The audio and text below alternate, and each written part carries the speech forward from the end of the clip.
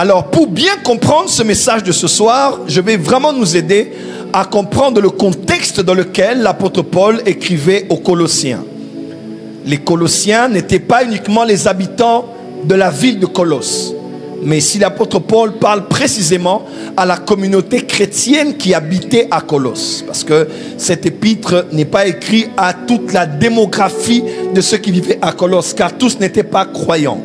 Il parle notamment de ceux qui avaient cru en l'évangile de Jésus-Christ, et il les adresse cet épître. Cet épître est pour moi l'épître de la haute spiritualité dans le Nouveau Testament.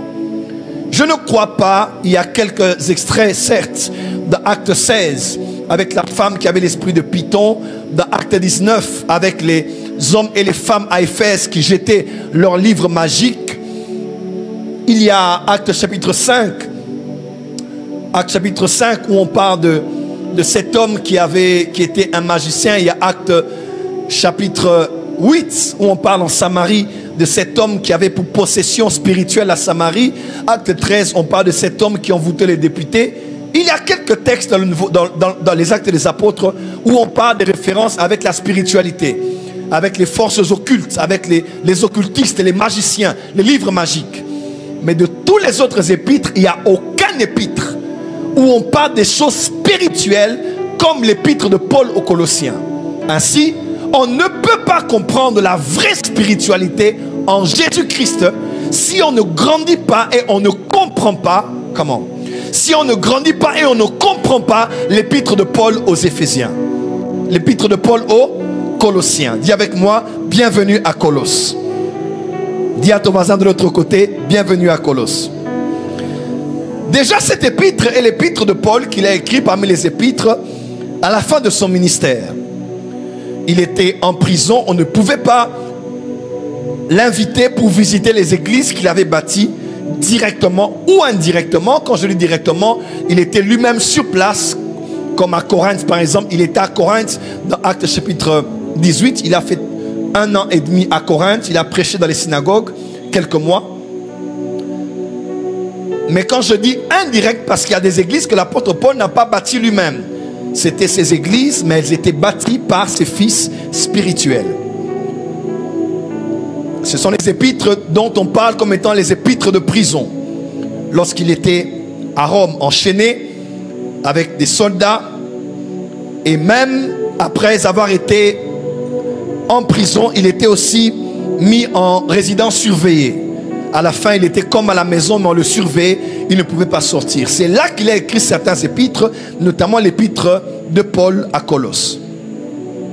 Il y a 3 différentes lettres ou épîtres de Paul. Il y a ce qu'on appelle les épîtres personnels.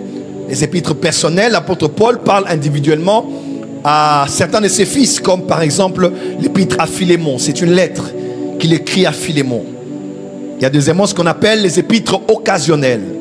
Dans des occasions spécifiques, lorsqu'il fallait résoudre des situations particulières de l'Église, l'apôtre Paul écrivait des épîtres comme l'épître aux Colossiens.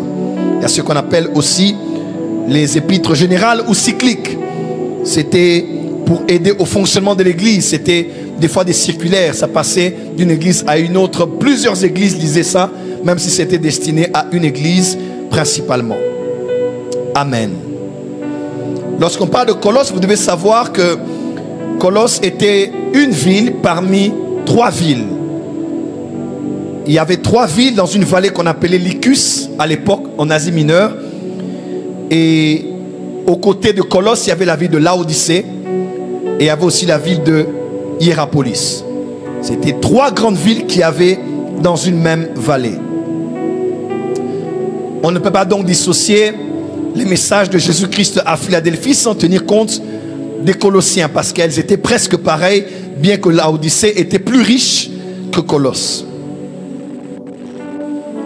Et il y avait des chrétiens à Hiérapolis, il y avait des chrétiens à Laodicée et il y avait des chrétiens au niveau de Colosse.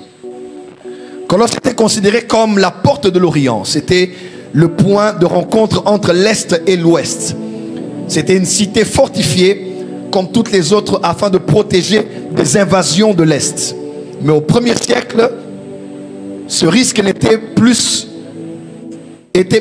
n'existait plus parce que Rome avait dominé tout l'Asie mineure. Au 1er siècle, il n'y avait plus de risque d'invasion parce que cette ville était totalement dominée par les Romains. Quelqu'un peut dire Amen.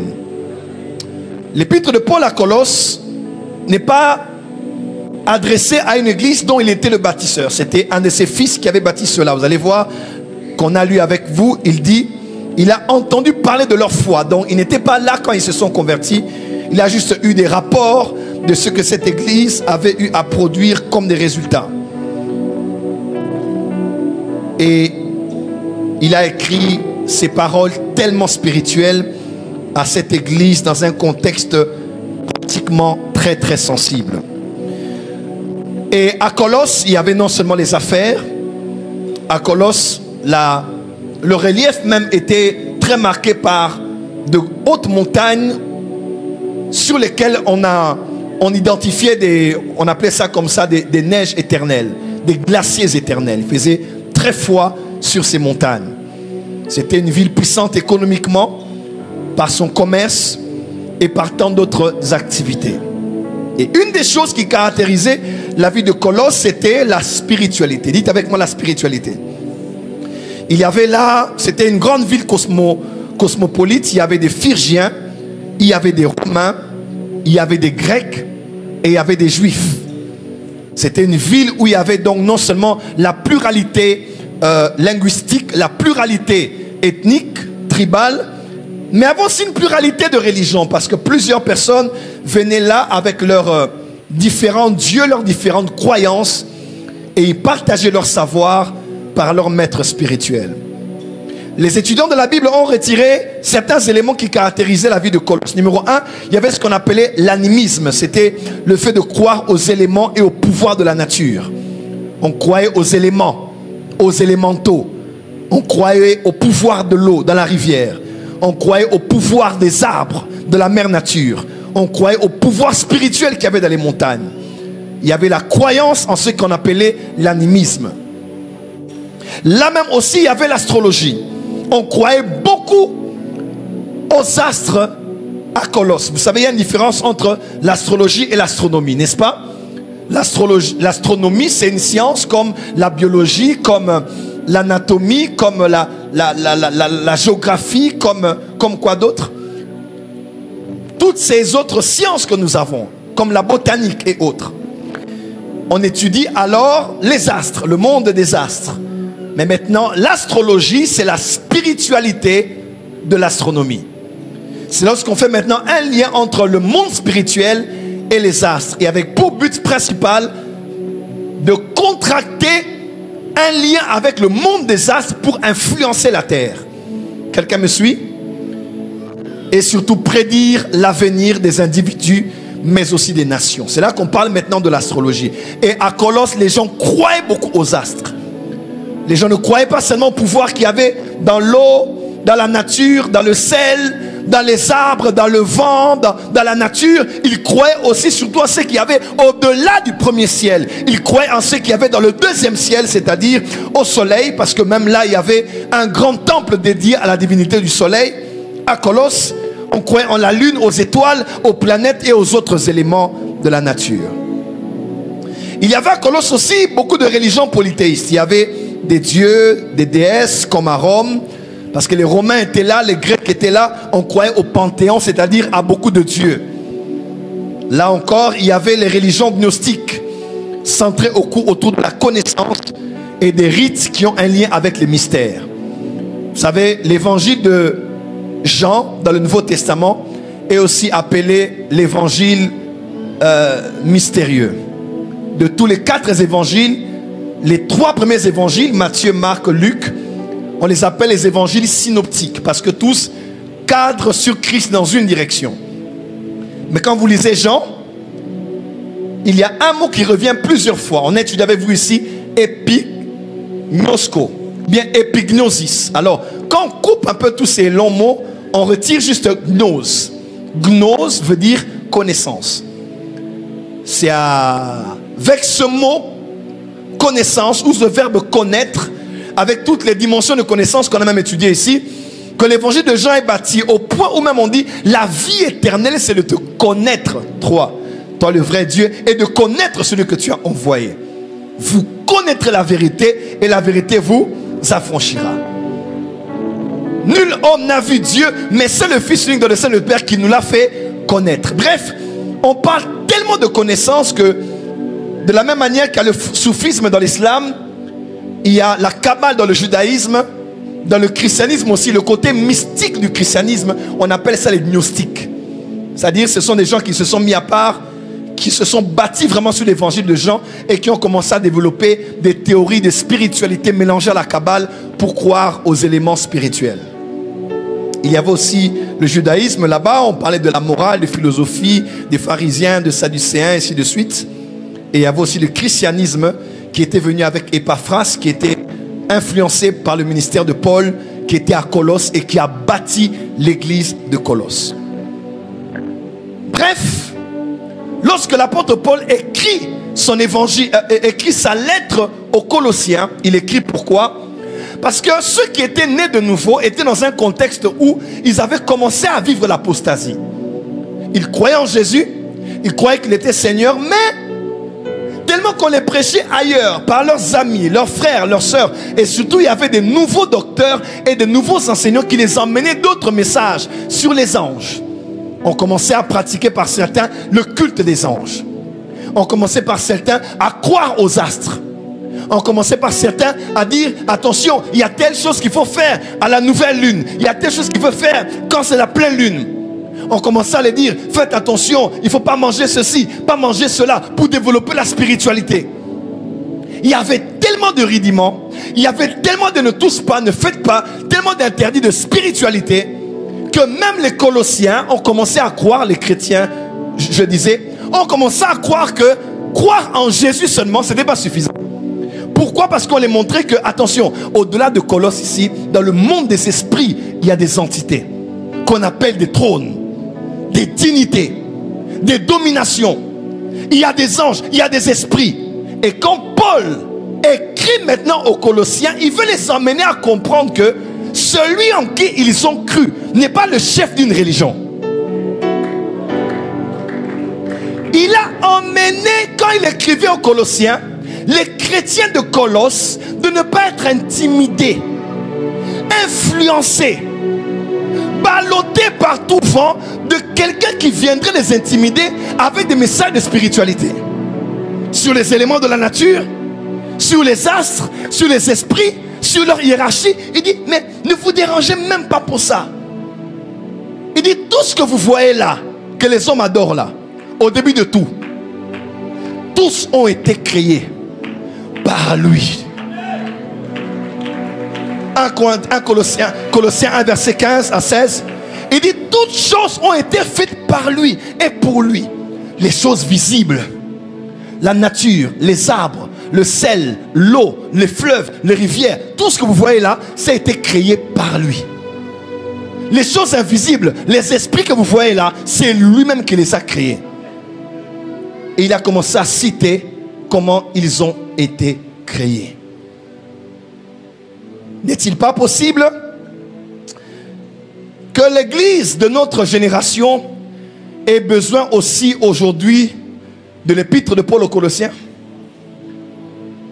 Parce que plusieurs chrétiens aujourd'hui, plusieurs apôtres aujourd'hui, plusieurs prophètes aujourd'hui, plusieurs pasteurs aujourd'hui, plusieurs docteurs aujourd'hui, imaginant que Christ n'est plus suffisant, que la connaissance de qui il est n'est pas suffisante, séduit par des livres, séduit par des PDF, séduit par des grimoires, séduit par des livres ayant des codes.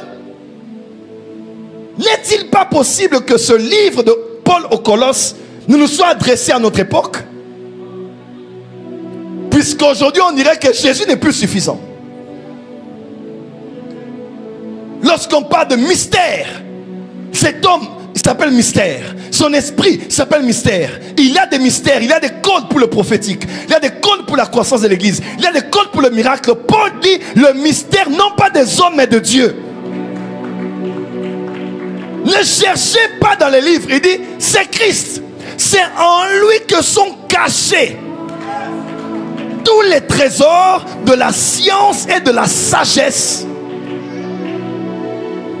J'aimerais dire à l'église de ma génération, il n'y a pas de salut dans l'ésotérisme. Il n'y a pas de salut dans la sorcellerie. Il n'y a pas de salut dans la magie. Il n'y a pas de salut dans les rituels. Qu'aucun homme et aucune personne ne puisse vous intimider avec un livre, un savoir et une connaissance. Parce que le mystère des mystères. Oh non, lui il est des sciences. Papa, la science de Dieu et la sagesse de Dieu est cachée en une personne.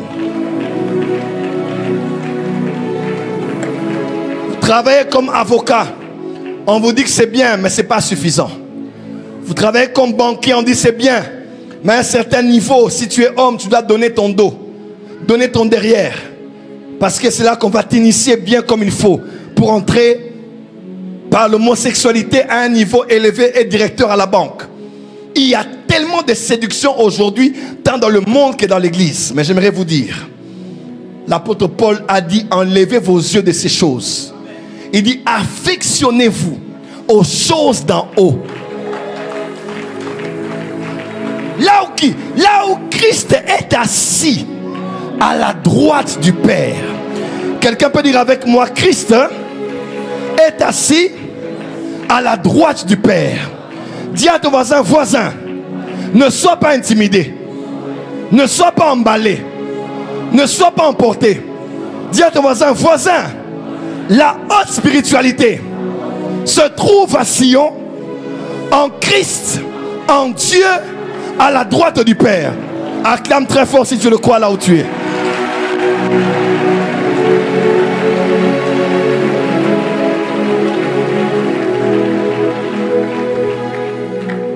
Les Colossiens croyaient aux spéculations cosmogoniques, au mysticisme, à la vénération du soleil, à la place donnée aux anges. Et même à Colosse, on dit par les écrivains de la Bible, on dit, les gens devaient mémoriser le nom des anges. Et aujourd'hui, pour faire telle chose, invoque ton ange. Pour sortir comme ça, invoque ton ange. Pour faire les prophéties, invoque ton ange. Frère, et si tu oublies le nom? Mais je connais un nom qui est inscrit dans les cieux. Ce nom a la même puissance, quelle que soit la langue que tu utilises pour le prononcer. En français, quand tu dis Jésus, les démons sortent. En anglais, quand tu mets Jesus, les démons sortent. En latin, quand tu dis Jesus, les démons sortent. En lingala, quand tu dis Yesu, les démons sortent. Les juifs vous diront non, il faut l'appeler Yeshua. J'aimerais te dire, et toi qui appelles Yeshua, et toi qui appelles Jésus, ce nom est un mystère, parce qu'il a la puissance de Dieu en lui. Dis avec moi, Jésus. Plus fort, Jésus. Plus fort, Jésus. Dis à ton voisin, tout est en Christ.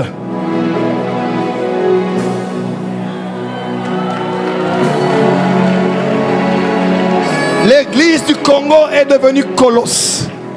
L'église de la francophonie est devenue colosse. L'église de notre génération est devenue colosse. Les gens croient plus au sel qu'en Christ. Les gens croient plus en l'eau qu'en Christ. Où est passée l'eau que le prophète nous avait donnée? Quand l'eau n'est plus là, il n'y a plus de foi. Laisse-moi te dire, nous croyons que Christ, tout a été créé pour lui. S'il veut utiliser l'eau, il peut utiliser l'eau. Quelqu'un me comprend? S'il veut utiliser le sel, on peut utiliser le sel. S'il veut qu'on utilise la terre, on va utiliser la terre. Mais on n'est pas attaché aux éléments qui l'inspirent. On est attaché à lui, la source d'inspiration. Ma foi n'est pas dans l'eau, ma foi n'est pas dans le sel, ma foi n'est pas dans le miel, ma foi n'est pas dans le talit, ma foi n'est pas dans la terre, ma foi est en Christ. S'il veut utiliser de l'eau ce jour-là, il est maître de tout. S'il ne veut pas utiliser cela, je garde ma foi en lui.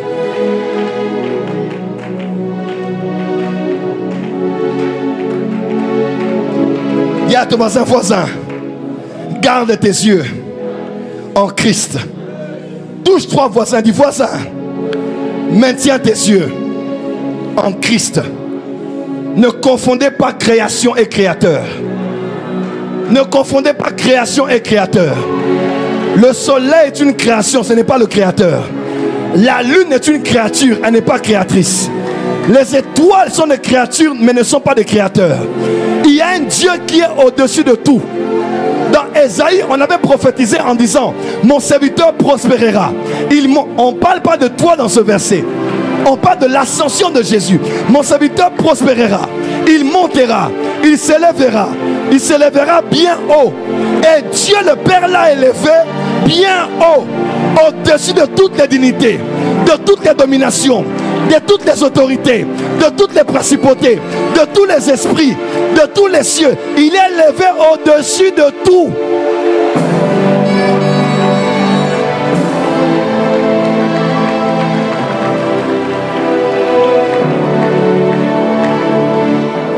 Veuillez vous asseoir. Dis à ton voisin, Jésus-Christ est élevé au-dessus de tout. Mes protocoles peuvent venir. Dis à ton voisin, Jésus-Christ est élevé au-dessus de tout. Change de voisin, dis voisin. Dis Jésus-Christ est élevé au-dessus de tout. Je t'entends pas dire Jésus-Christ est élevé au-dessus des esprits, au-dessus des hommes, au-dessus de toute créature. Au nom de... Quand tu vois quelqu'un qui a une petite statue qui dit c'est sa divinité, ne crains pas. Ce n'est qu'un petit morceau de bois qu'on a coupé du tronc d'arbre. Oh, si tu touches, tu vas mourir. Et moi, je vais toucher, je vais cracher, je vais jeter. Parce que celui qui est en nous est plus fort que celui qui est dans ce monde. Jésus est plus que les talismans. Jésus est plus que les fils. Jésus est plus que les ficelles. Jésus est plus que les formules magiques. Jésus est plus que tous les livres magiques. Jésus est plus que tous les sorciers. Jésus est élevé au-dessus de tout.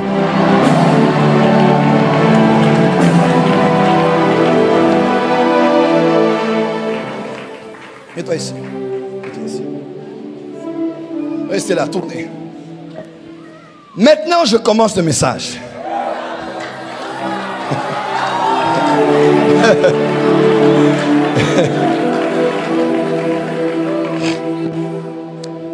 Quand vous lisez les Écritures, vous allez remarquer quelque chose qui est très étrange. Vous allez remarquer, dans le Nouveau Testament en particulier, dans les épîtres de Paul, l'apôtre Paul qui a reçu la grâce de connaître, de comprendre les mystères de Christ, l'apôtre Paul parle plusieurs fois de Jésus-Christ. L'apôtre Paul parle aussi plusieurs fois de Jésus sans citer Christ à la fin. L'apôtre Paul parle aussi bizarrement plusieurs fois de Christ sans parler de Jésus. Alors la première des choses qu'il faut savoir, c'est ceci. Première chose, Jésus, Christ, est une personne indivisible. Il est la source de la vie, le créateur incréé, le salut de l'humanité. Deuxième chose à savoir, c'est ceci. Christ n'est pas le prénom de Jésus.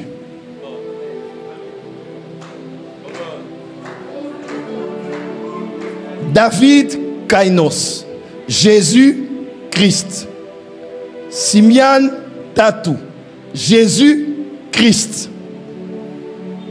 Jonathan Kambo, Jésus Christ. Je t'informe que Jésus n'est pas le prénom de Dieu et Christ n'est pas le nom de sa famille. Avance, prophète. Troisième chose. Jésus et Christ sont très souvent interchangeables. Des fois, quand on parle de Christ, on parle tout simplement de Jésus. Et quand on parle de Jésus sans Christ, on parle aussi de Christ. Beaucoup de gens sont tellement des fois diaboliquement microscopiques que quand tu écris même sur Internet au nom de Jésus, ils vont commenter. Tu as dit Jésus, mais quel Jésus? Il faut seulement que tu mettes Jésus-Christ. Un jour, j'ai posté au nom de Jésus, quelqu'un a commenté, il a écrit non. Nous connaissons vos histoires. Tout le monde peut s'appeler Jésus, même chez les magiciens. C'est de quel Jésus dont tu parles? Et il a écrit, il faut préciser Jésus-Christ. L'autre commentaire a dit non. Jésus-Christ aussi est dans le monde des féticheurs. Il faut préciser Jésus-Christ de Nazareth. Dis à ton voisin, Satan est dans les détails.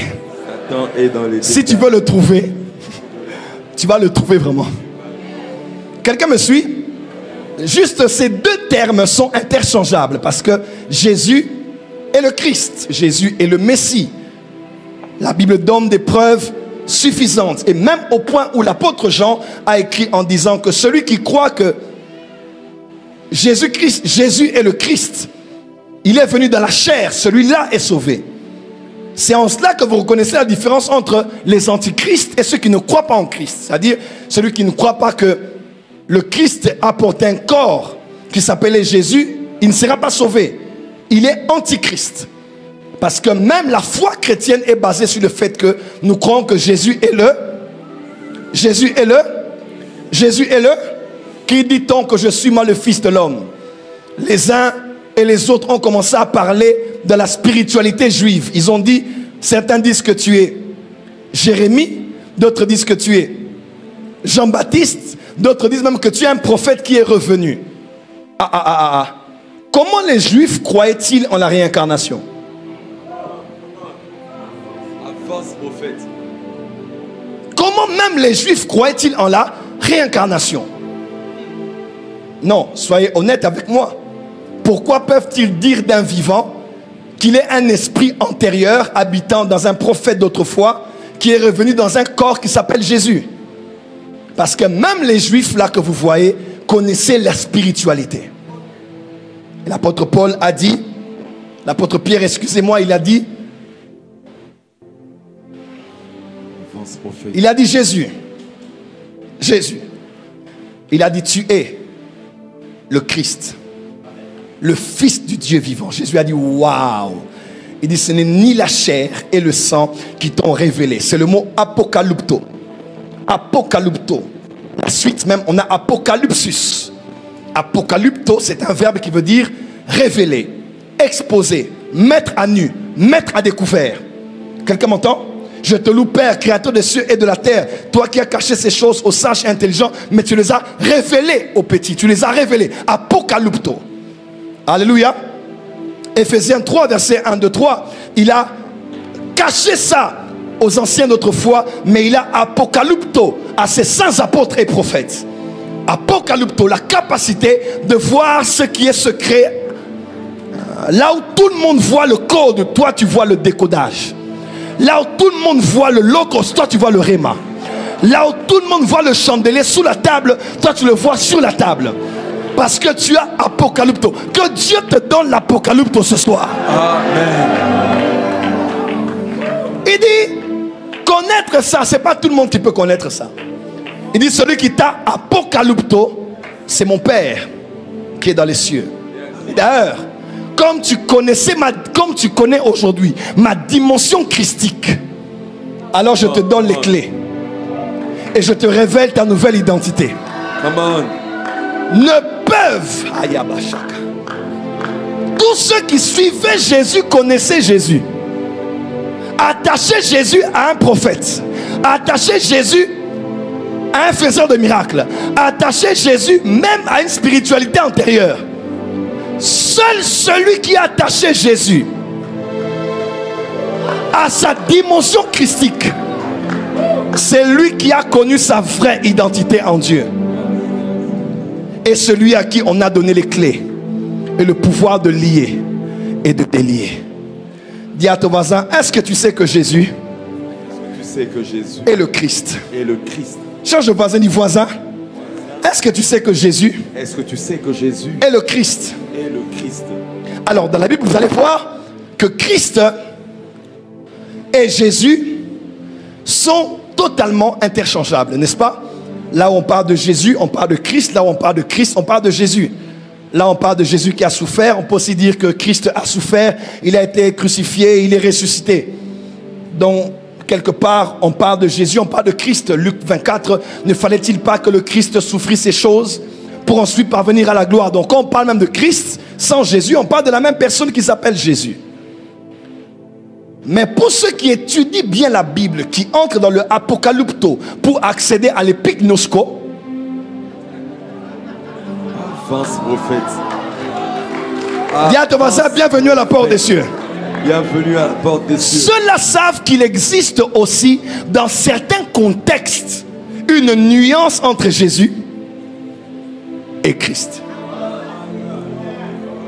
Et ceux qui vont encore en profondeur vont comprendre que Christ veut dire plus de choses qu'on ne le pense. Je peux répéter? Ceux qui quittent le apocalypto pour entrer dans l'épignosko, qui ne sont plus de brephos, mais qui atteignent la stature des ouios, ils savent très bien. Come on, come on, come on, come on. Ils savent très bien que Jésus c'est Christ, Christ c'est Jésus, c'est interchangeable. Mais quand on monte de niveau de révélation et qu'on étudie les apôtres pauliniennes, on peut comprendre que Christ, des fois, ne veut pas dire que Messie. Christ vient du grec Christos, n'est-ce pas? On parle du oint, de celui qui est oint. On parle du Messie. Et même dans l'Ancien Testament, le titre messianique était attribué à beaucoup d'êtres. Même Sirius était un oint. Il était un Messie. C'était un homme qui avait une onction circonstancielle pour un but particulier. Dieu donnait l'onction à certains qui étaient des Messies. Quel que soit le degré, certains étaient des rois messianiques. Comme le roi David. C'était un roi messianique. Il était venu apporter quelque chose de spécial. Parce que là où l'ange avait dit à la mère de Samson que cet enfant-là, il est celui qui commencera la guerre avec les Philistins. Samson n'avait pas été prédestiné à finir la guerre avec les Philistins. Samson a commencé, mais David a terminé. Ce soir, tu reçois l'onction de terminer. Amen. Là où les anciens prophètes ont commencé, tu vas terminer. Amen. Là où ton père a commencé, tu vas terminer. Yes. Dis à ton voisin, tu as l'onction d'achever. Tu as l'onction d'achever. Alors maintenant, prophète Gratien, quand nous allons maintenant en auteur, nous découvrons que il y a plusieurs expressions qui parlent de Christ. Par exemple, l'apôtre Paul dit jusqu'à ce que Christ soit formé en vous. Il y a des expressions comme quoi revêtez-vous de Christ, n'est-ce pas? Il y a des expressions comme les trésors de la sagesse en Christ, celui qui est en Christ. Mais des fois on ne parle pas de en Christ, on parle de Christ en nous, l'espérance de la gloire. Et des fois on ne parle même pas de Christ en nous ou nous en Christ. Quand on parle des 5 ministères et on dit ils ont été appelés pour le perfectionnement des saints en vue de le ministère de l'éducation du corps de Christ, on précise en disant que les 5 ministères travaillent maintenant pour nous élever à l'épignosis du Fils de Dieu, à la connaissance du Fils de Dieu. Et on avance en disant ceci, on dit jusqu'à ce que vous parveniez à la stature parfaite, non pas de Jésus. Pourquoi? Parce que Christ n'est pas que Jésus. Christ est une stature à atteindre. Yes, prophète. Tu n'as pas compris ce que j'ai dit. Parce que Christ n'est pas que Jésus. Dans certains autres contextes, Christ n'est pas Jésus comme personne. Christ est une stature. C'est même la stature finale. My God. C'est la stature finale que doivent atteindre les saints qui sont enseignés tous les jours par les 5 ministères. La finalité du voyage, l'aboutissement de toute chose, c'est que quand on regarde ta vie, on commence à la comparer avec Christ et on dit non, il a atteint la stature. La stature. La stature. Non pas une stature à moitié. La stature. Non pas une stature à 3/4. la stature, non pas une stature à 1,5, la stature parfaite de Christ. Ainsi, Christ n'est pas que Jésus. Christ est aussi une stature. Pasteur Jonathan, c'est exactement comme le mot Père. Père, quand vous lisez l'évangile de Jean, Père a deux dimensions. Le Père est une personne et le Père est un lieu.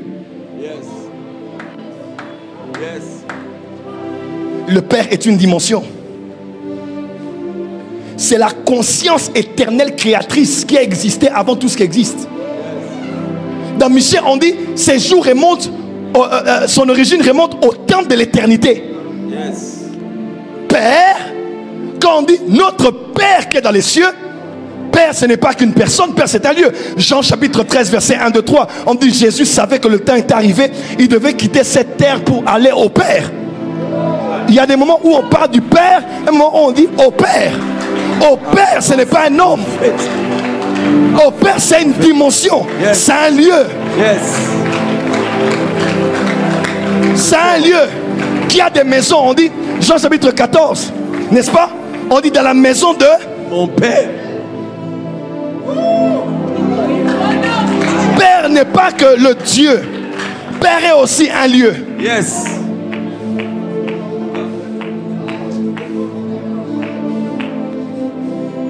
Un jour, je faisais Miracle Money et un prophète m'a dit, j'ai compris comment tu fais Miracle Money. J'ai dit, comment tu as compris? Il dit, j'ai connu le code. J'ai dit, le code c'est quoi? Il dit, je veux que je te dise. J'ai dit, oui. Il dit, je connais ton code. J'ai dit, un code? Il m'a dit, quand tu veux faire Miracle Money, tu dis toujours, mon Père. Mon Père. Mon Père n'est pas qu'une personne. Le Père n'est pas qu'une personne, n'est pas qu'un lieu. C'est un code. Yes. Hey. Oh my God. Jésus, enseigne-nous à prier comme Jean a enseigné à ses apôtres. Yes. Yes. Ils ont des résultats parce qu'ils savent prier. Comment on peut prier comme toi tu pries et tu as des résultats? Jésus a dit, quand vous voulez prier, enlevez les yeux des gnostiques, enlevez les yeux des magiciens, enlevez les yeux des féticheurs, élevez les yeux et dites, notre Père qui est dans les cieux, c'est là-bas qu'il y a le pain. C'est là-bas qu'il y a le voyage. C'est là-bas qu'il y a la nourriture. C'est là-bas qu'il y a Miracle Money. Dis avec moi, mon Père, mon Père. Mon Père, mon Père.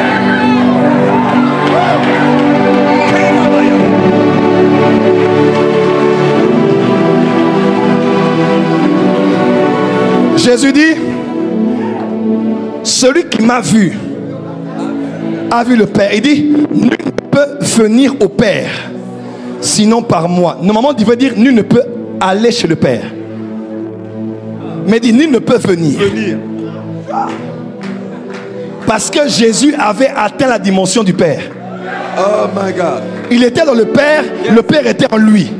Et il a dit, jusqu'à présent, tu ne m'as pas connu. Il dit, celui qui m'a vu a vu la dimension du Père. C'est fort. Wow.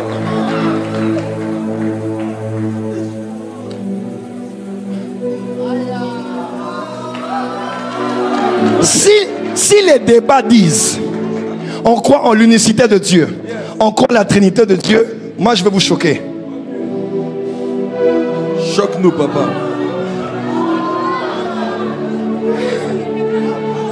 Choque-nous, papa.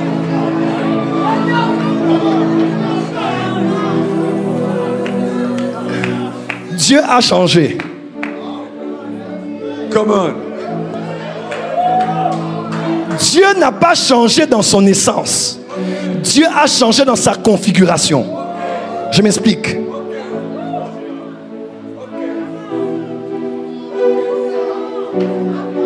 Les cieux sont les cieux de l'Éternel, mais la terre est au Fils des hommes. Quand Dieu a créé Adam, c'était pourquoi? Pour que la création tout entière voie ce à quoi Dieu ressemble sur la terre. Yes. En d'autres termes, il y avait une quatrième personne en Dieu qui s'appelait Adam. Yes. Come on. Oui. Adam était créé avec la matière qui fait de Dieu Dieu. Yes. Avance, prophète. À son image et à sa ressemblance. Et je vous informe que puisque tout a été créé par Jésus, puisque tout a été créé en Jésus, Adam a été créé à l'image de Jésus. Oh my God. Je te donne la preuve. On dit à notre image, la seule personne de la Trinité qui est l'image de Dieu. Chef. Oh my God. Il est l'image visible. Yes. Pourquoi compare-t-on Jésus au premier Adam?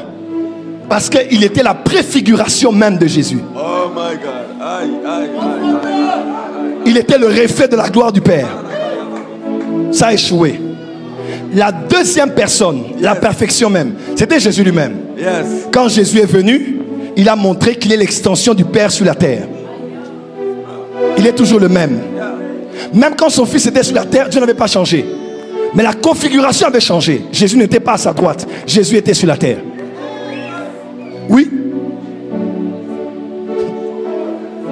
Avance. Maintenant là, la Trinité a décidé de faire d'une race de personnes Oh my les God. participants, Yes. participants à la nature divine. On les appelle les croyants. Et les païens les ont appelés comme Christ. Chrétien. Je ne vais pas avancer. Avance, prophète. Dis à ton voisin, les choses d'en haut. Les choses d'en haut. Dis à ton voisin, les choses d'en haut. Les choses d'en haut. Baisse la musique, change la musique. Écoutez-moi. Il y a une différence maintenant dans cette dimension de contexte entre Jésus et Christ. Jésus est le Christ. Mais Christ est aussi Jésus, mais n'est pas toujours Jésus. Parce que Christ est aussi une stature. Christ, la dimension de Christ dans la spiritualité, c'est la dimension du Père. Yes. Quand on parle du Père, on parle aussi de Christ. C'est la dimension de la totale gloire de ce que Dieu est.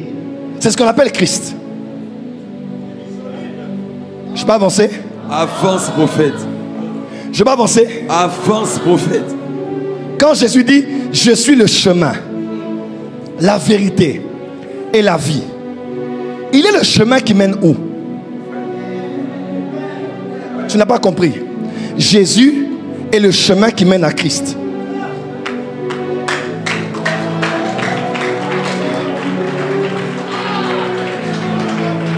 Je peux monter encore? Monte encore, papa. Je peux monter? Jésus est Christ, n'est-ce pas? On ne peut pas séparer ça. Mais dans l'emphase, vous allez même voir, Pierre, il dit, cet homme que vous avez, comme David qui était un homme, il dit, Dieu avait témoigné qu'il avait envoyé cet homme de Nazareth. Et après, Dieu a fait de lui Christ et Seigneur. Donc Jésus n'était pas Christ. Jésus n'était pas Seigneur. Oh, quelqu'un dit non, non, non, Christ est Seigneur, Jésus est Seigneur, Jésus est Christ. Pourquoi alors on dit, il est écrit, il lui a donné le nom élevé au-dessus de tous les noms, afin qu'on confesse qu'il est. Il y a eu un processus. Je t'explique maintenant. Profondeur. Jésus, c'est l'homme. Christ, c'est Dieu dans l'homme. Je parle plus loin. Jésus, c'est toujours Dieu. Mais quand on parle de Jésus de manière seule, quand on dit Jésus, on parle plus de la dimension de l'humanité. On l'appelle fils de l'homme. L'enfant que Marie, tu vas naître, il s'appellera Jésus. Le nom de Jésus était un nom chez les Juifs. Même Josué veut dire Jésus. N'est-ce pas? Yes. Même en Israël maintenant, là, tu vas voir quelqu'un qu'on appelle Jésus à la maison. Ne sois pas offensé en Israël quand tu vois quelqu'un qu'on appelle Jésus. C'est un prénom connu des Juifs, Yeshua. Mais c'est tellement sacré qu'on le réserve parce que ça part du Messie qui viendra nous sauver, le Dieu sauveur. Donc Jésus, c'est l'homme. C'est l'humanité. Marie et Joseph viennent ils le voient au temple en train de vouloir parler un peu là, lors de la bar mitzvah. Ils disent, hé, calme-toi, calm down. On rentre à la maison. Il a dit, oui papa, oui maman. Il s'est levé et il est parti. Un jour, Marie et Joseph ont voulu faire la même chose. Ils ont frappé à la porte. Coco. On dit, ton père et ta mère sont dehors. Il dit, qui est mon père? Kateli Bango hébreu. Qui est mon père, qui est ma mère? Pourquoi? Parce que entre le texte de 12 ans et le texte de 30 ans, il y a eu le Jourdain.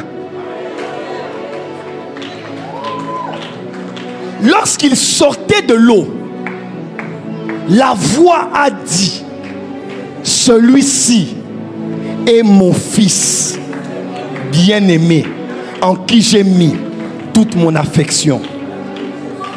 Et le Saint-Esprit, l'huile messianique, est descendue sur lui. Et il a été rempli de l'Esprit. Conduit au désert. Sorti du désert. Luc 4, verset 14. Sa renommée se répandit partout. À cause de la puissance dont il était revêtu. Luc 4, 18, il est écrit, dans le synagogue, il a ouvert le livre. Et ça tombait dans Ésaïe chapitre 61. Qui dit, l'Esprit du Seigneur est sur moi. Car il m'a oint. Mashiach. Il m'a donné l'onction. C'est là que la dimension christique était entrée en Jésus. Officiellement. Oh, tu n'as pas dit Amen. Amen. Parce que Christ est ce qui venait d'en haut. Mais Christ cherchait un corps. Un corps par lequel il allait s'exprimer. Parce que Jésus est le corps qui a été prêté à Christ pour opérer sur la terre. C'est fort. C'est fort. C'est fort. Jésus est le corps. Jésus c'est l'homme. Dis avec moi, Jésus était homme. Je vais vous choquer. Est-ce que vous savez que Jésus avait un corps mortel? Le corps humain de Jésus n'était pas un corps spirituel. N'était pas un corps divin. Oui. S'il avait un corps divin, on allait avoir trop d'excuses pour se sanctifier. On allait avoir trop d'excuses pour marcher dans la pureté. On allait dire à Dieu, non, le match n'est pas équitable. Jésus n'a pas péché parce qu'il avait un corps spirituel. Il a repris son corps christique à la résurrection.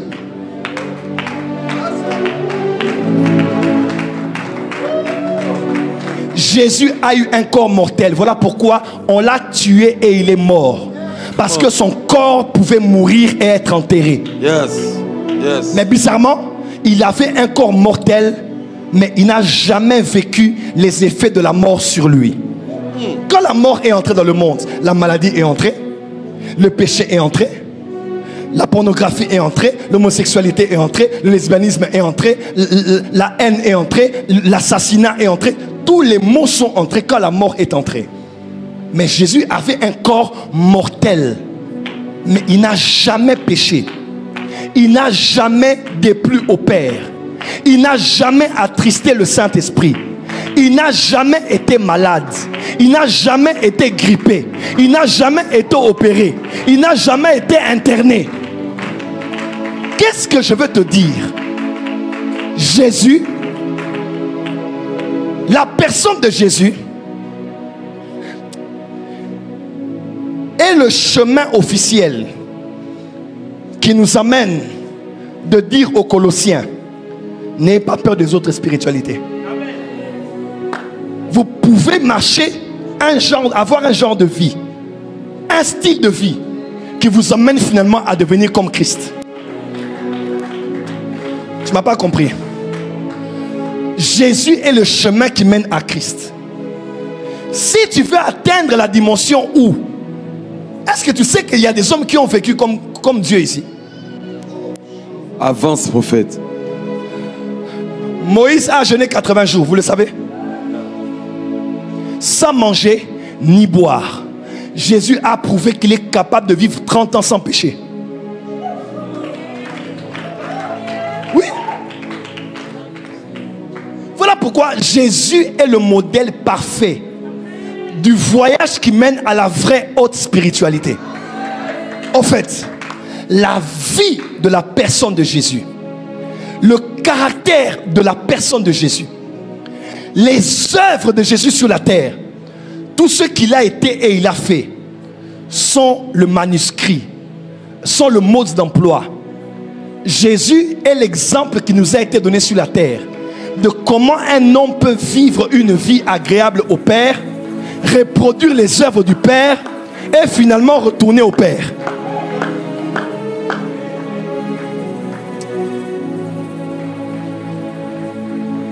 Jésus est un maître.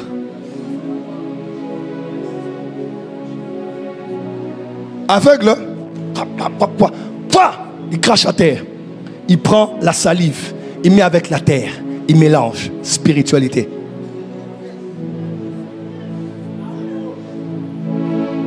Il a été tenté en toutes choses, il n'a jamais péché. Il n'a jamais attristé son Père. Il a plu au Père juste, écoute-moi, Jésus est notre modèle. Yes. Si tu veux atteindre la dimension où tu opères comme Dieu sur la terre, tu n'es pas malade. Est-ce que tu crois que tu peux vivre sans être malade? Yes.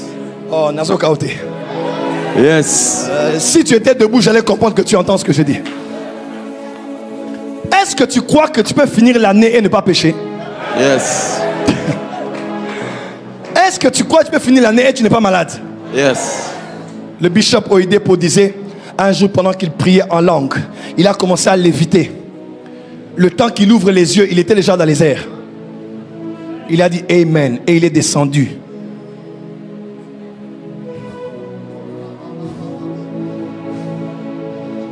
Léviter vient de Lévitique. Vient de Lévite. Avance, prophète. Parce que les Juifs croient que quand l'arche s'est levée, on ne portait pas l'arche, l'arche montait de soi-même. Yes. Frère, il n'y a pas plus mystique que nous. Come on. Le temps est venu, on doit t'appeler sorcier. Yes, yes, yes. Mais si on t'appelle sorcier, c'est rien. Il y a des gens qui sont inlocamables. Come on. Quand tu atteins la dimension où tu es un avec le Père, tout ce que tu demandes t'est accordé. Tu peux lire les cœurs des hommes. Tu peux connaître le futur. Tu peux résister devant le péché. Tu peux dire au Père, malgré les choix difficiles, non pas ce que je veux, mais ce que toi tu veux. Jésus est l'homme parfait à imiter en tout et pour tout. Yes. Parce que Jésus, sa vie, nous montre comment vivre pour avoir la dimension de Christ. Qui a compris? Dis à ton voisin, Jésus, Jésus est le chemin, qui mène à Christ. Dis à ton voisin, Jésus est la stature, parfaite de Christ. Je peux expliquer quelque chose? Je peux expliquer quelque chose? Avance, prophète. Pourquoi Jésus a dit non à son père et à sa mère? Parce que celui qui est conduit par l'Esprit est fils de Dieu. Il était conduit avant par ses parents. Mais quand Christ est venu, quand l'huile du Mashiach est venue, il n'a plus été conduit par son père et sa mère. Romains chapitre 8, n'est-ce pas? Il a été conduit par l'Esprit. Frère, il y a une dimension de vie élevée où tu peux traverser les murs. Avance, prophète. Oh. Il y a une dimension de vie où je prêche ici, j'apparais aux États-Unis. Yes. Pasteur Daniel, il est où? Il y a une famille que Pasteur Daniel connaît, ils sont aux États-Unis. Ils étaient en pleine fête de mariage. Prophète Joël est apparu là-bas. N'est-ce pas, Pasteur Daniel? Ils m'ont vu entrer dans la fête aux États-Unis. Je ne sais pas encore aux États-Unis. Ils m'ont vu habillé. Prophète Joël, ils m'ont salué. On m'a présenté prophète JFT, mais j'étais au Congo.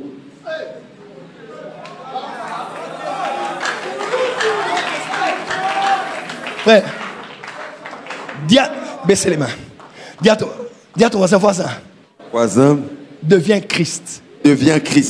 Christian. Chrétien. Comme Christ. Dis à ton voisin comme Christ. Voilà pourquoi j'aime la personne de Jésus. Jésus est le... Il a dit dans Jean chapitre 13, j'ai fait ces choses pour vous laisser un exemple, afin que vous fassiez aussi aux autres. Amen. Il dit, les rois de ce monde dominent, les tyrans assujettissent, mais qu'il n'en soit pas de même pour vous. Le plus grand d'entre vous doit être votre serviteur. Si tu veux atteindre la dimension christique, où tu ne pèches pas, où tu n'es pas malade, où tu contrôles les circonstances de la vie, tu dois accepter d'apprendre à l'école de celui qu'on appelle Jésus.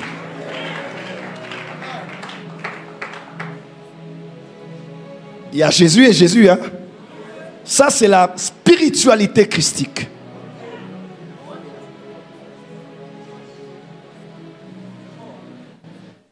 Je prépare des choses là, ça va sortir maintenant.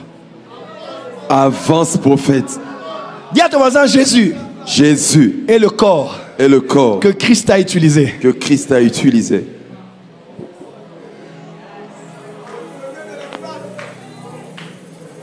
Lorsque Jésus-Christ est arrivé à la croix, il a été crucifié. Jésus a dit, je te remets mon esprit. Il a remis qui?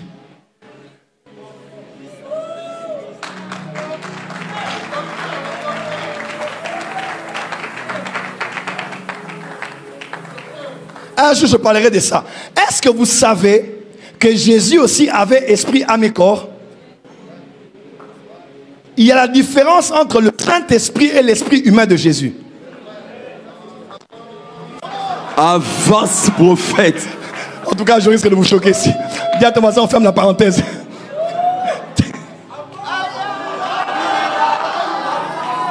Ah non, non, non, non. Là, c'est 2030. Maintenant, l'église n'est pas encore prête.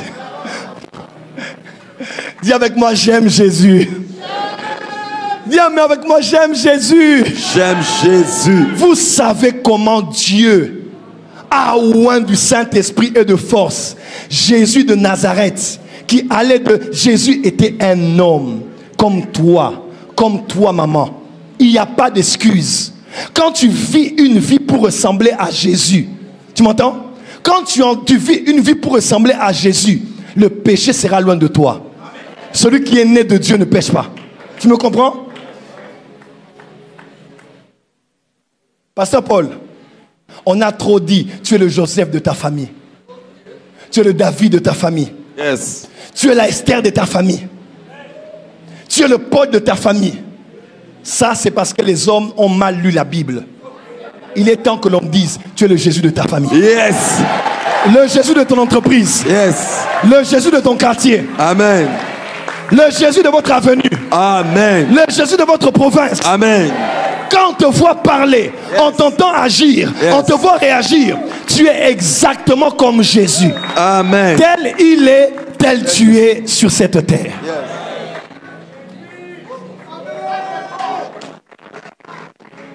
Jésus est allé sous la terre. Christ est parti. Quand Jésus est ressuscité, quelque chose s'est passé de mystérieux. Quand Jésus ressuscite, il dit à la femme, il dit, ne me touche pas encore. Pourquoi? Je ne suis pas encore monté. Quelques textes après, on voit Jésus qui dit, touchez-moi. Un esprit n'a pas de corps, il n'a pas de chair. Pourquoi? Parce qu'avant l'ascension, Jésus avait déjà fait l'ascension.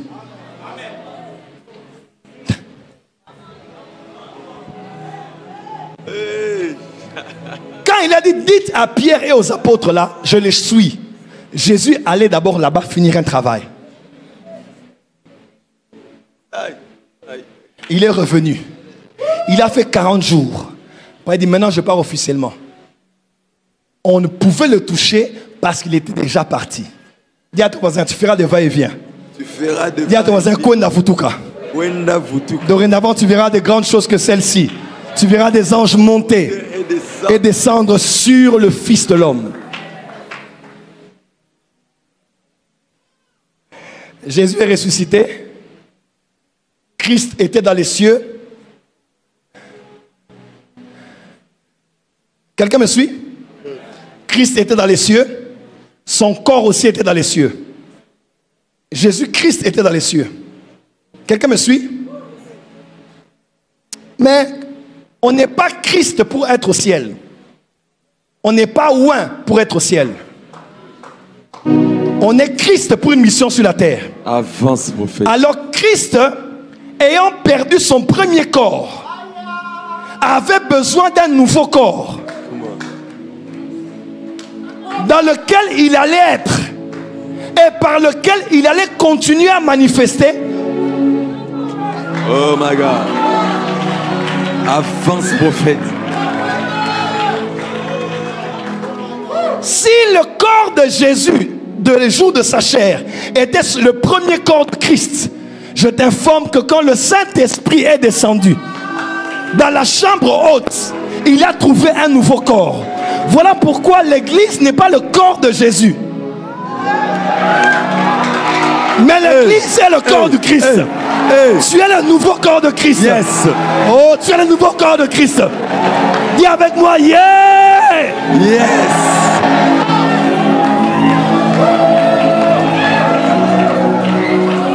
Donne un high five à ton voisin, dis voisin.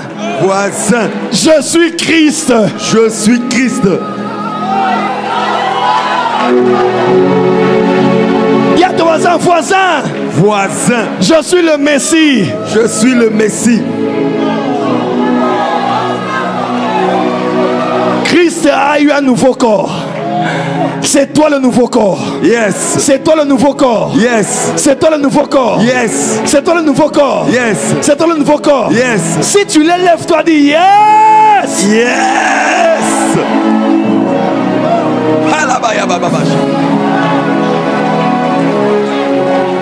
Le Messie.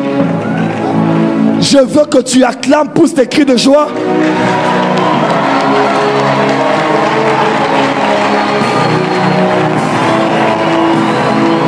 Je ne t'entends pas, je ne t'entends pas.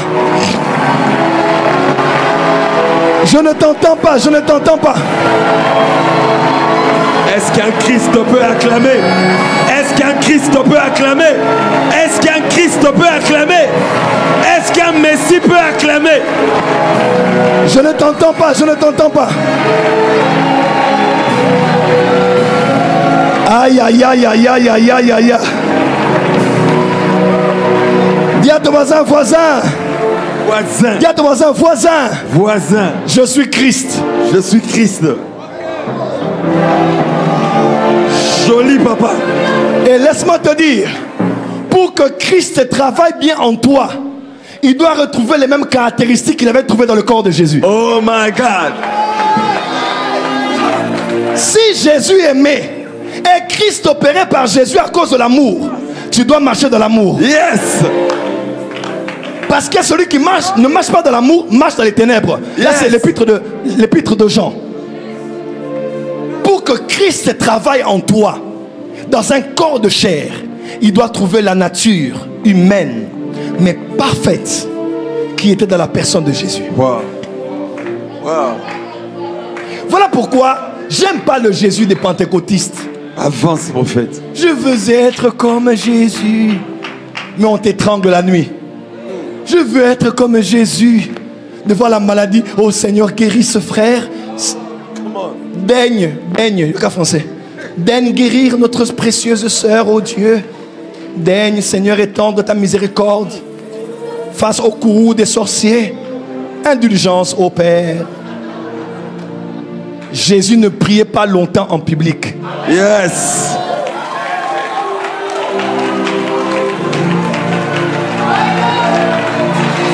Jésus. Il y a des gens qui ont un problème. Il veut passer le coup de fil, mais le téléphone est à la charge. Vous connaissez des gens comme ça? Yes. Il est toujours déchargé. Même quand il appelle, il branche, il commence à appeler. Allô? Allô? Défaut de charge. Mais il commence à... Papa, quand la nuit tu as déjà été chargé. Yes. Quand tu as lu... Tu sais quoi? Tu sais quoi? Il y a un bonheur quand tu vois ton téléphone chargé. Hein? Yes. Tu as remarqué ça? Quand tu ouvres ton téléphone, tu vois que c'est 100%. Tu es sûr de la journée. C'est vrai, n'est-ce pas? Parce que tu dis, je peux utiliser comme je veux. Au cas où ça diminue, chargeur peut mener. Mais quand tu attends un appel sérieux, le ministre dit va appeler. Ou l'homme de la dette, c'est-à-dire à 17h, garde ton téléphone à côté de toi. Tu n'as pas de charge. Tu commences à chercher partout, il y a là. Pourquoi les chrétiens paniquent devant les problèmes? Parce qu'ils cherchent à appeler et à charger en même temps. Yes. Dis avec moi, recharge. Recharge. Regarde voisin du voisin. Voisin. Recharge. Recharge. Jésus priait beaucoup en secret. Il accumulait l'énergie. Père, je te rends grâce. Tu m'as toujours exaucé. Lazare sort. Énergie. Il bénit les 5 pains et les 2 poissons. Des fois, trop prier en public devant un démon est la preuve du manque d'énergie spirituelle. Yes. Défaut de charge. Dis à ton voisin, défaut de charge. Défaut de charge.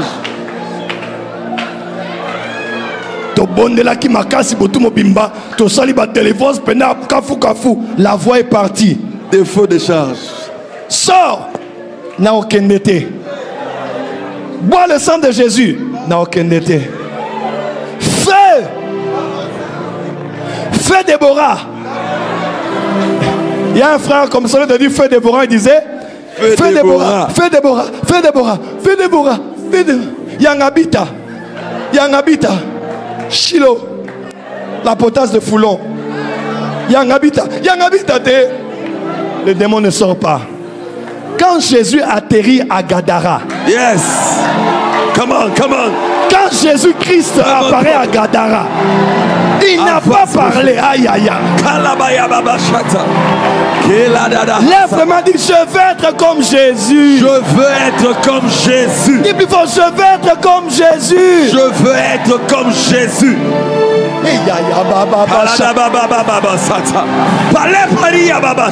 Il a seulement posé les pieds. Il a posé les pieds. Les démons légion dans cet homme ont pris cet homme, ils ont dit la seule position qu'on prend devant lui, Jesus. Il faut faire quoi? Lorsqu'un président entre dans une salle où tout le monde est assis, tout le monde se lève. Yes. Lorsqu'un monarque entre dans une salle où tout le monde est assis, tout le monde se lève. Yes. Lorsqu'un ministre entre dans la salle, lorsqu'il y a un conseil du gouvernement, le premier ministre vient, tout le monde se lève. Yes. Mais Jésus est le seul. Roi, chef et autorité. Jesus. Lorsqu'il entre dans la salle, Jesus. Personne ne se lève. Jesus. Tout le monde est à genoux. Car il a reçu le nom élevé au-dessus de tous les noms. Yes. Afin qu'au nom de Jésus, tout genou fléchisse. Dans les cieux, sur la terre, sous la terre. Et que toute langue confesse que Jésus-Christ est Seigneur. Et Seigneur. Acclame très fort. Je veux que tu acclames 2 minutes. Pousse des cris pour Jésus. Acclame Jésus. Acclame Jésus. Acclame Jésus. Acclame Jésus. Est-ce que quelqu'un peut acclamer Jésus ce soir? Est-ce que quelqu'un peut acclamer Jésus? Les noms au-dessus de tous les noms. Est-ce que quelqu'un peut acclamer Jésus? Les ressuscités du 3e jour. Est-ce que quelqu'un peut acclamer Jésus? Le seul vrai Dieu. Il n'y a pas un seul comme lui. Est-ce que tu peux acclamer Jésus? Est-ce que tu peux encore acclamer Jésus? Est-ce que tu peux encore acclamer Jésus ce soir? Acclame Jésus en ligne. Plein succès à Jésus. Plein succès à Jésus. Plein succès à Jésus. Plein succès à Jésus. Plein succès à Jésus. Plein succès à Jésus. Plein succès à Jésus. Jésus.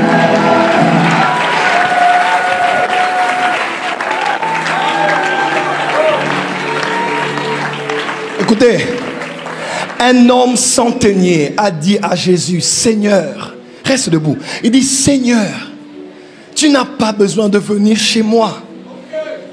Il dit, moi je suis centenier. À Rome, je dirige 100 hommes. Quand je dis Alain, viens, il vient. Va, il va.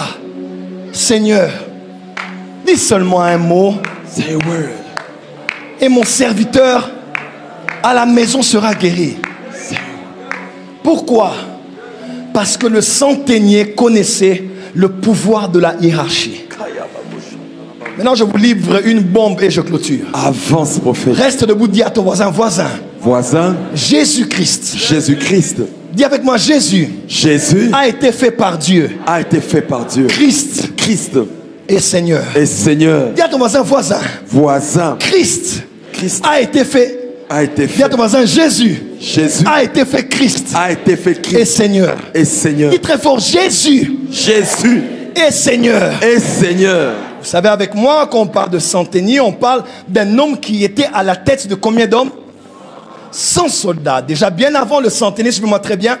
Lorsque un soldat avait 4 soldats sous son autorité, il avait ce qu'on appelait une escouade. Acte 12, on parle d'une escouade. 4 hommes qui étaient allés pour s'occuper de Pierre. Lorsque un soldat avait en dessous de son autorité 4 soldats, on disait qu'il avait une escouade. Lorsqu'il rassemblait plusieurs escouades, est-ce que ça atteignait 100 soldats, il avait ce qu'on appelait quoi? On appelait quoi? Une centurie. Il était centurion ou centenier. Quelqu'un m'entend? Yes. Parce qu'il était un chef de 100 personnes. Lorsqu'il rassemblait plusieurs centaines de soldats et qu'il arrivait à 300, il avait ce qu'on appelait une cohorde. Une corde, et on finissait par l'appeler un tribun. Lorsqu'après avoir eu 300 personnes et plus, il atteignait entre 3000 et 5000 personnes, il avait ce qu'on appelait une légion. Come on. Une légion. C'était un homme avec 5000, 6000. Donc on dit, les esprits disent que nous sommes légion. Quelqu'un me suit? Parce que la hiérarchie romaine avait le parallèle dans le monde des esprits. Yes. Les esprits ont dit, nous sommes légion. Nous sommes entre 5000 à 6000 personnes. Après avoir rassemblé plus de 5000, 6000 personnes, il allait au-delà. Il rassemblait beaucoup d'autres légions. Il finissait par aller plus de 6000. On disait qu'il était un dominateur. Et il dirigeait ce qu'on appelait une domination. Lorsqu'il allait au-delà de la domination et que la démographie de son équipe était au-delà de la domination, il finissait par devenir un prince. Et on l'appelait à la tête d'une principauté. Lorsqu'il finissait par annexer plusieurs principautés, il allait au niveau où on l'appelait dignitaire. Avance, prophète. Parce qu'il dirigeait une dignité. Avance. Et c'est là qu'on appelait quelqu'un un général. Dis à ton voisin, voisin. Voisin. Escouade. Centurie. Cohorte. Légion. Domination. Autorité. Principauté. Dignité. Au-dessus de la dignité, il n'y avait qu'une seule personne, l'empereur. Yes. Amenez-moi 3 chaises.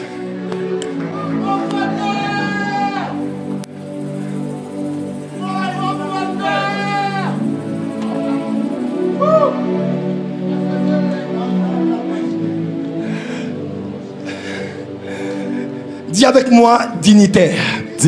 Alors, restez debout, lorsque la dignité avait tellement conquis des royaumes que l'empereur disait non, il n'y a qu'un seul poste au-dessus de moi. En dessous de moi, c'est la dignité.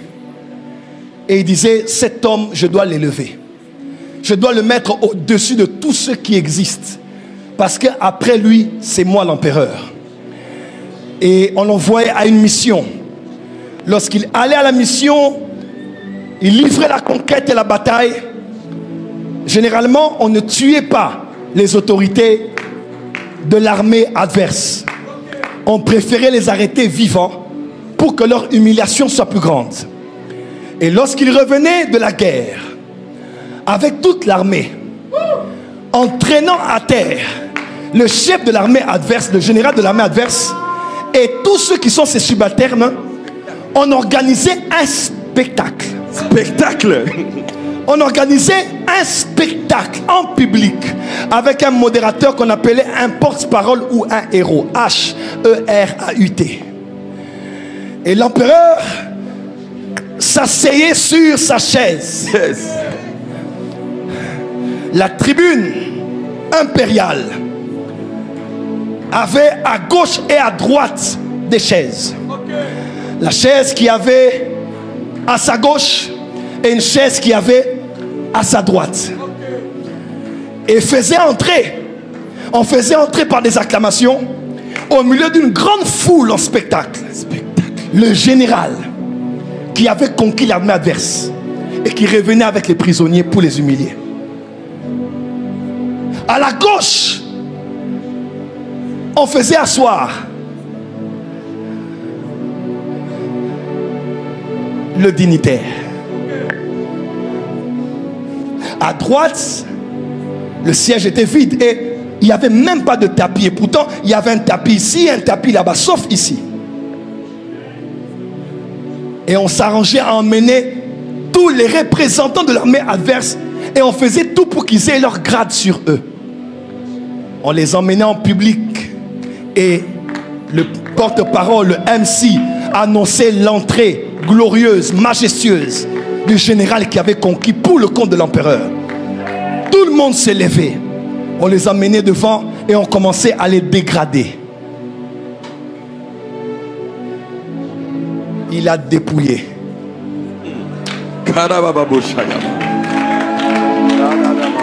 N'oubliez pas, nous sommes à Colosse. N'oubliez pas, nous sommes à Colosse. Et les Colossiens connaissaient les choses, comment ça se passait. Et on dépouillait leurs grades. On les enlevait tous leurs grades.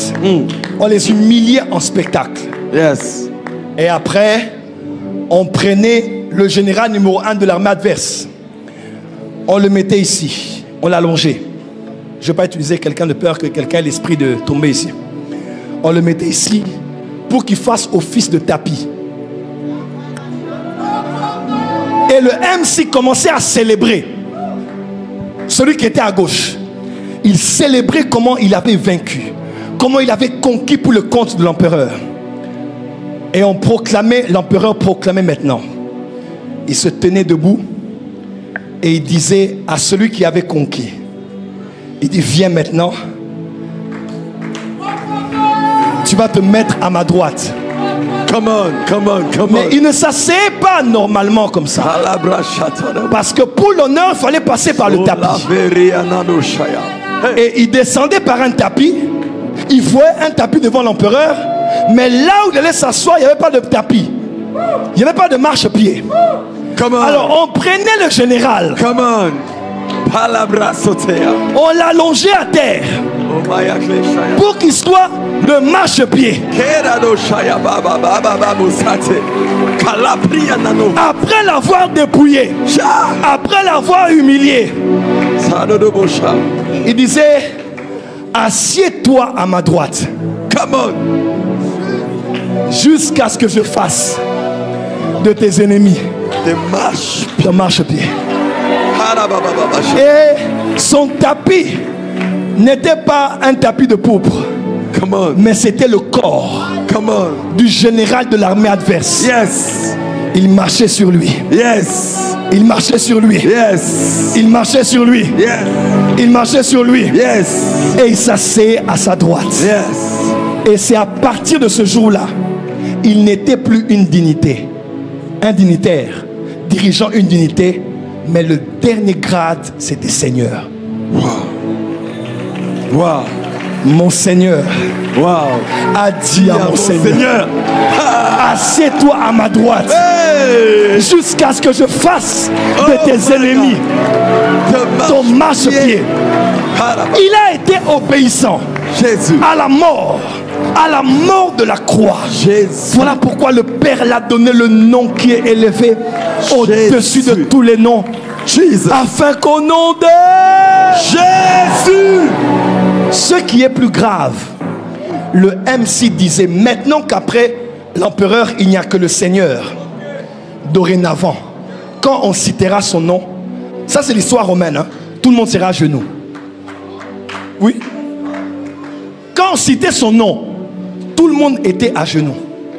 Pourquoi? Parce qu'il était Seigneur. Quand le centenier a vu Jésus, il dit, moi j'ai 100 personnes au-dessus de moi, Avance, prophète. Il y a une légion. Il y a les autorités. Yes. Il y a les dominations. Yes. Mais toi, tu n'es pas à leur niveau. Avance, prophète. Toi, tu es Seigneur. Yes. Come on.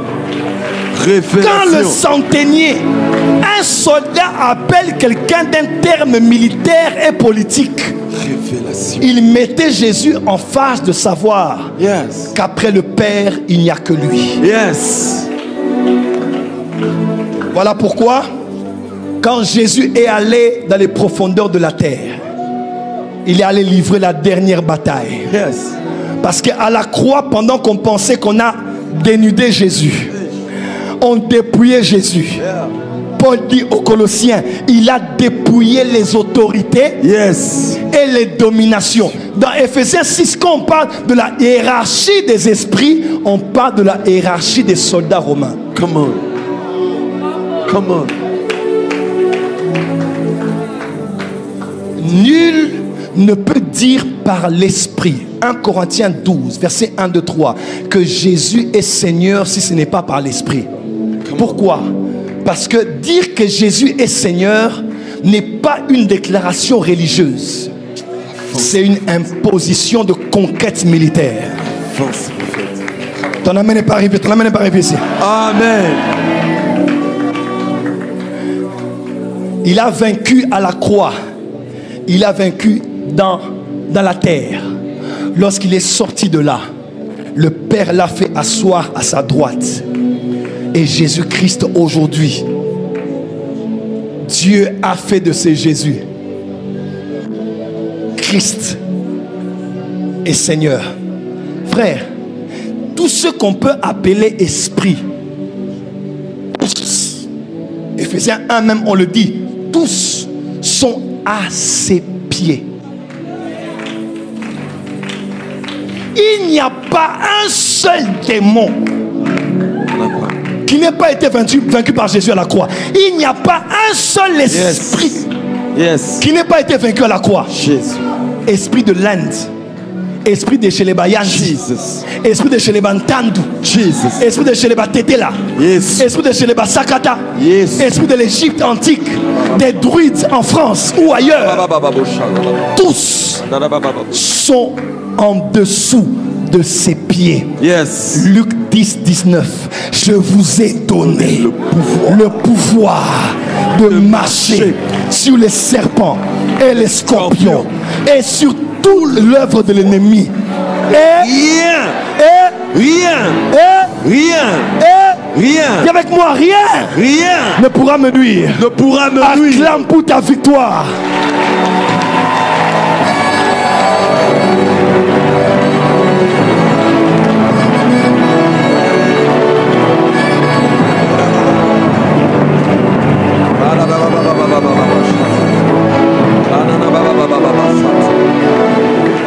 Élève la main droite et déclare dans les cieux.